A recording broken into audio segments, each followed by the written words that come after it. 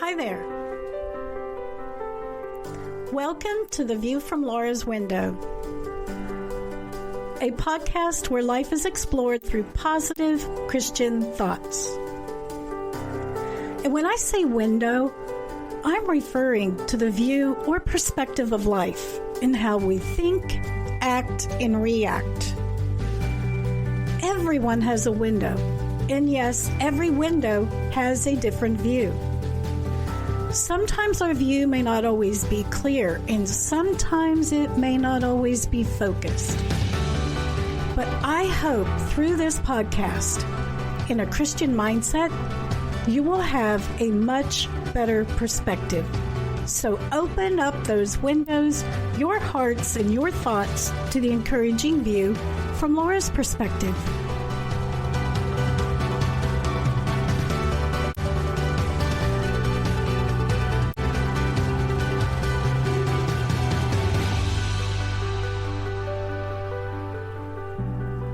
Well, hey guys, welcome back to the podcast. I am Laura, your host, and I am so glad that you are here today. It is Thursday, and I think it is May 7th already. I know we are all trapped and not being able to get out, but for some reason, for me, I don't know why, but time is just flying by. The last few days, I don't know, it just seems to be one day into the next.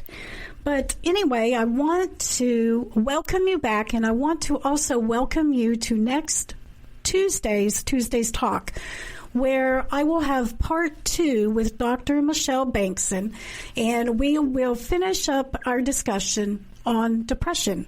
And I want you to come back because I believe depression is a topic for everyone, just not for those who are depressed, but for those who are not. If you come back next week, you'll find out what I'm talking about.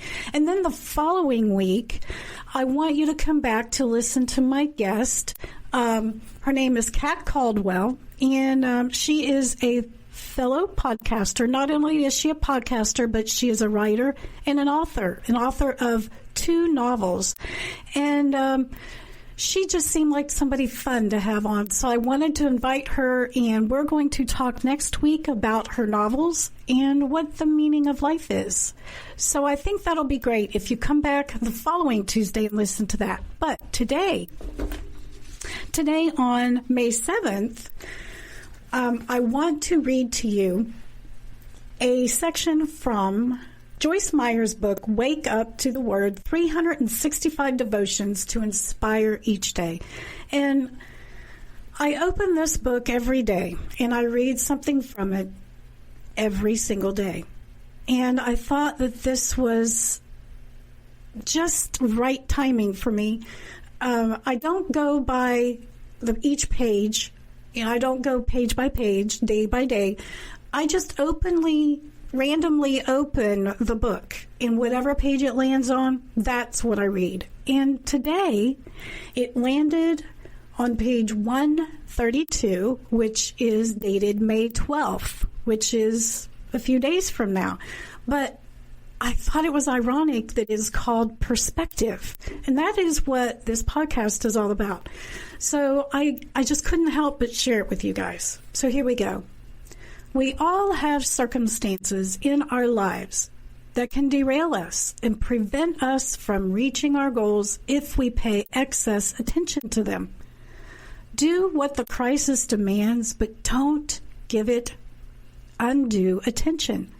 Keep your conversation full of your goals, not your problems. Scripture teaches us to look away from everything that will distract us and to focus on Jesus, who is the author and the finisher of our faith. And that is found in Hebrews 12:2. This will give us the proper perspective and insight. It is God who plants goals, dreams, and visions in our hearts. And we can follow his guidance in order to see them brought to completion. Our enemy, the devil, seeks to prevent our progress by providing trials and problems that will distract us if we let them. The solution is simple. Do what the crisis demands and choose not to worry about the rest. Cast your care on God and trust Him to see you through. And I'm going to leave you with that on today, Thursday, May 7th. And I hope that it has done some good. I hope that it has brought a positive mindset to you on this day. Yesterday was just a dreary day. Today is, well, maybe it was the day before where we had rain. Like I said, I'm getting all my days confused. But it is kind of warm out today. And, partly sunny, partly cloudy. And from what I hear, it is going to be not so nice tomorrow. And we have those days. Some days outside's nice, some days it's not. Well, we have those days mentally as well.